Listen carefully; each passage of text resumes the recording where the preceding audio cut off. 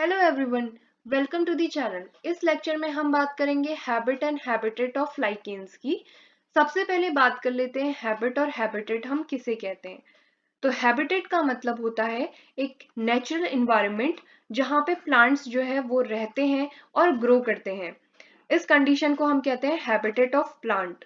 Habit का मतलब होता है जिस नेचुरल इन्वायरमेंट के अंदर प्लांट रह रहा है वहां पे उसके रहने का तरीका क्या है और वहां पे प्लांट्स जो है वो कैसा कैरेक्टरिस्टिक शो कर रहा है। यानी प्लांट्स जो है वो ट्री फॉर्म में है, श्रब फॉर्म में है या हर्ब फॉर्म में प्रेजेंट है, तो उसके रहने का तरीका बताता है हैबिट ऑफ प्लांट। लाइकेन्स की बात करेंगे तो पहला पॉइंट यहाँ पे है कि लाइकेन्स के अंदर 400 जेनेरा और 1600 स्पीशीज देखी जाती हैं जो कि वर्ल्ड के अलग अलग रीजन्स में प्रेजेंट होती हैं। प्लांट बॉडी की अगर हम बात करें तो लाइकेन्स के अंदर थैलॉइड प्लांट बॉडी देखी जाती है, यानी ये लीव, स्टेम और रूट में डिफरेंशिएटेड नहीं होते हैं, कुछ इस तरीके से प्रेजेंट होती हैं। तो यहाँ पे कोई भी स्ट्रक्चर जो है हमें क्लियरली विजिबल नहीं है, इसीलिए लाइकेन्स जो होती हैं वो थैलॉइड प्लांट बॉडी कही जाती है। ये जनरली ग्रो करती हैं bark of trees, leaves, dead logs and bare rocks के ऊपर। तो इसे हम जनरली लाइकेन्स की हैबिटेट कहते हैं कि ये कौन कौन से इन्वायरमेंट में प्रेजेंट है। ट्री की बार्क के ऊपर कुछ इस तरीके से प्रेजेंट होगी, डेड लॉग्स यानी जो लकड़ी के टुकड़े होते हैं तो उस तरीके से कटे हुए लकड़ी के टुकड़ों के ऊपर भी ये प्रेजेंट होगी, और जो रॉक्स होती हैं, बेयर रॉक्स, उसके ऊपर भी लाइकेन्स देखी जाती हैं। लाइकेन्स जनरली ग्रो करती हैं फॉरेस्ट एरिया के अंदर जो कि फ्री और लेस पॉल्यूटेड एरिया में प्रेजेंट होते हैं, और यहाँ पे मॉइस्चर का कंटेंट जो है वो ज्यादा मात्रा में देखने को मिलता है। कुछ स्पीशीज देखी जाती हैं जैसे क्लेडोनिया रेंजीफेरेना, जिसे हम रेंडर मॉस भी कहते हैं। ये एक्सट्रीमली कोल्ड कंडीशन में ग्रो करती हैं, जैसे आर्कटिक टुंड्रास एंड एंटार्कटिक रीजन्स के अंदर क्लेडोनिया रेंजीफेरेना को देखा गया है। यहाँ पे जो टेम्परेचर होता है वो एक्सट्रीमली कोल्ड पाया जाता है, इस कारण ये स्पीशीज यहाँ पे ग्रो करती हैं। इंडिया की बात करें तो यहाँ पे ईस्टर्न हिमालयन रीजन्स के अंदर देखा गया है लाइकेन्स बहुत ज्यादा अच्छे तरीके से ग्रो करती हैं और काफी मात्रा में इन्हें देखा जाता है। They do not grow in highly polluted regions like industrial area. तो लाइकेन्स कौन से एरिया में ग्रो नहीं करती हैं जहाँ पे पॉल्यूशन जो है ज्यादा मात्रा में प्रेजेंट होता है, वहां पे लाइकेन्स ग्रो नहीं करती हैं। जैसे इंडस्ट्रियल एरियाज के अंदर लाइकेन्स देखने को नहीं मिलती हैं, और लाइकेन्स की जो ग्रोथ होती है वो बहुत ज्यादा स्लो होती है।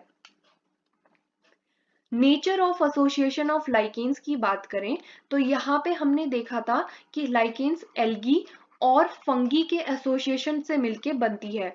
तो एल्गल कंपोनेंट जो होते हैं ये बिलोंग करते हैं क्लास क्लोरोफाइसी और मिक्सोफाइसी से, और जो फंगल कंपोनेंट होते हैं ये बिलोंग करते हैं बेसिडियोमाइसीट्स एंड एस्कोमाइसीट्स से। नेक्स्ट है, there are three views regarding the nature of association of algal and fungal partners of lichen. तो तीन व्यूज दिए गए जिसमें देखा गया कि नेचर ऑफ एसोसिएशन क्या है लाइकेन्स का। पहला व्यू जो था वो ये है कि according to some workers fungus live parasitically either partially or wholly with the algal component. तो देखा गया कुछ वर्कर्स के द्वारा कि जो फंगस होता है ये पैरासिटिकली एल्गी के ऊपर प्रेजेंट रहता है। पैरासिटिकली मतलब होता है कि जो फंगस है वो एल्गी को अपना होस्ट की तरीके से यूज करता है और उससे जो है सारा न्यूट्रिएंट्स वगैरह खुद ले लेता है। तो इसे देखा गया है या तो ये पार्शली रहता है यानी हाफ एल्गी पे डिपेंडेंट रहता है, या कंप्लीटली एल्गी पे डिपेंडेंट रहेगा। This view get support for the following evidences. तो यहाँ पे कुछ एविडेंस मिले जिसके कारण ये प्रूव किया गया कि फंगस जो है पैरासिटिकली प्रेजेंट रहता है एल्गी के ऊपर। पहला जो एविडेंस था उसमें देखा गया कि presence of haustoria of fungus in algal cells of some lichens. Haustoria होते हैं जिससे फंगस जो है न्यूट्रिशन और अदर मिनरल्स को सक करने का काम करता है। फंगस में प्रेजेंट होते हैं कैरेक्टरिस्टिक फीचर होता है फंगस का जो कि न्यूट्रिशंस एंड अदर कंटेंट को सक करने का काम करते हैं सरफेस से या किसी अदर ऑर्गेनिज्म से। सेकंड पॉइंट जो था, सेकेंड एविडेंस में देखा गया कि on separation alga of lichen is able to live independently but the fungus can not survive. जब लाइकेन से एल्गी को अलग किया गया तो ये इंडिपेंडेंटली सर्वाइव कर पा रही थी, लेकिन जब फंगस को अलग किया गया तो इसका सर्वाइवल नहीं देखा गया। तो इससे भी पता चलता है कि जो एल्गी है वो इंडिपेंडेंटली रह सकती है, बट फंगस जो है कहीं ना कहीं पैरासिटिकली एल्गी के ऊपर डिपेंडेंट है, इसीलिए वो सरवाइव कर पा रहा है। सेकेंड पॉइंट है, according to others they live symbiotically where both the partners are equally benefited. The fungal members absorb water and minerals from atmosphere and substratum. तो देखा गया कि ये जो है एल्गी और फंगी सिम्बायोटिकली तो रहती हैं साथ में, और ये इक्वली बेनिफिशियल होती हैं एक दूसरे के लिए। यहाँ पे देखा जाता है जो फंगल मेंबर्स होते हैं ये वाटर और मिनरल को एब्जॉर्ब करते हैं एटमॉस्फेयर एंड सरफेस से। सबस्ट्रेटम जो होता है इसे हम सरफेस भी कहते हैं। And make available to the alga and also protects algal cells from adverse condition like temperature.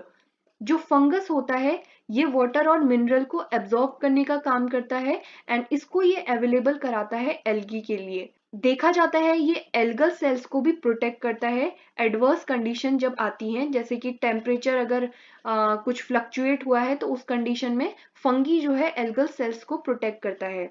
The algal member synthesises organic food sufficient for both of them.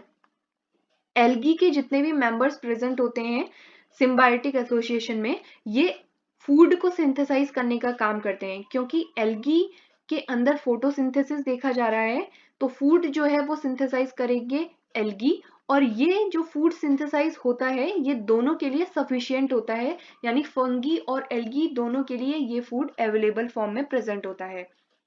Third जो एविडेंस देखा जाता है यहाँ पे देखा जाता है दो the relationship is symbiotic the fungus shows predominance over the algal partner which simply lives as subordinate partner. It is like a master and a slave relationship termed as helotism. Fungus होता है ये dominant form में present रहता है, यानी algae के ऊपर fungus जो होता है वो डोमिनेंट होता है और एल्गल पार्टनर जो होता है वो सबऑर्डिनेट पार्टनर की तरह यहाँ पे प्रेजेंट होता है। इसे हम मास्टर और स्लेव रिलेशनशिप की तरह भी देख सकते हैं, इसे हेलोटिज्म कहते हैं। क्लासिफिकेशन ऑफ लाइकेन्स की बात करें तो यहाँ पे नेचुरल सिस्टम ऑफ क्लासिफिकेशन नहीं देखा जाता है लाइकेन्स के लिए। They are classified on the nature and kinds of fruit bodies of fungal partner. तो यहाँ पे जो फंगल पार्टनर की फ्रूटिंग बॉडीज प्रेजेंट है उसके नेचर के बेसिस में लाइकेन्स को क्लासिफाई किया गया है। और ये क्लासिफिकेशन जो था इसमें देखा गया based on the structure of fruiting bodies of fungal partners. Zahlbruckner's in 1926 इन्होंने लाइकेन्स को क्लासिफाई किया दो मेन ग्रुप्स के अंदर। पहला है एस्कोलाइकेन्स, सेकंड है बेसिडियोलाइकेन्स। फर्स्ट हम बात करेंगे एस्कोलाइकेन्स की।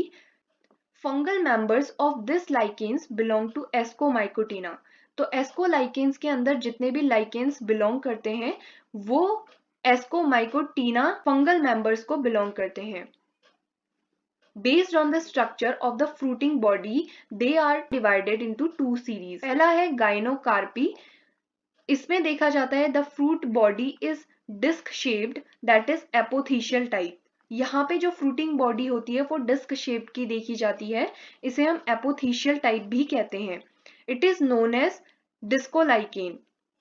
सेकेंड है पायरेनोकार्पी, जिसमें फ्रूटिंग बॉडी जो होती है वो फ्लास्क शेप की देखी जाती है, इसे हम पेरीथीशियल टाइप भी कहते हैं and it is also known as pyrenolichen. इसका एग्जाम्पल है डर्मेटोकार्पोन और गाइनोकार्पी का एग्जाम्पल है पारमेलिया।